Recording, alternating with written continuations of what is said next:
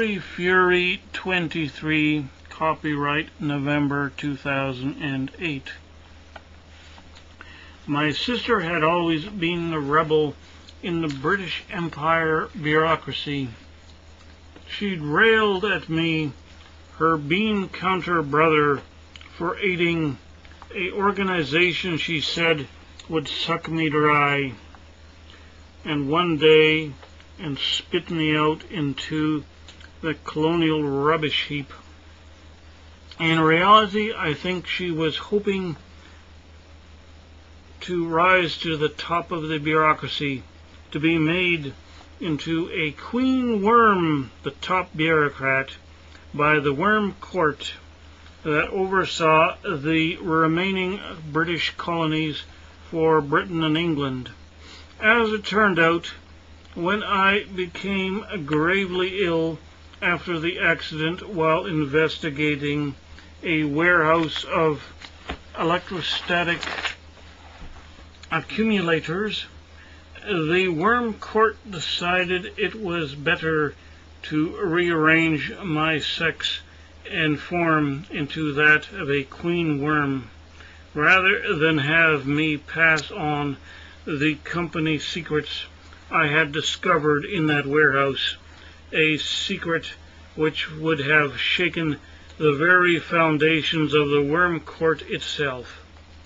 And so the powers sealed the secrets within my mind by transforming it, as well as the rest of me, into a form which found cold, unemotional observations and analysis very difficult.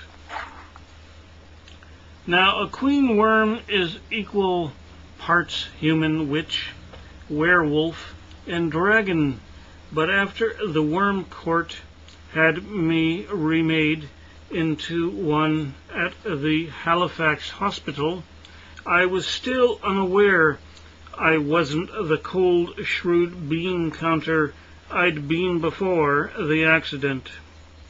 Shortly after I'd woken up, I'd convinced myself it was just me in this feminine alien body, and I'd be able to suppress the desires and instincts that were starting to bump around in the background of my psyche.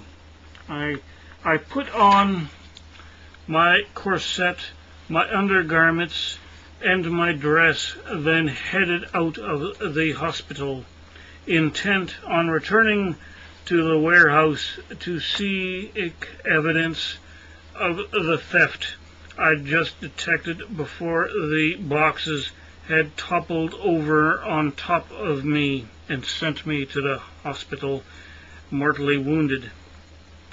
The disappearance of 100 sub-accumulators from a Nevada shipment.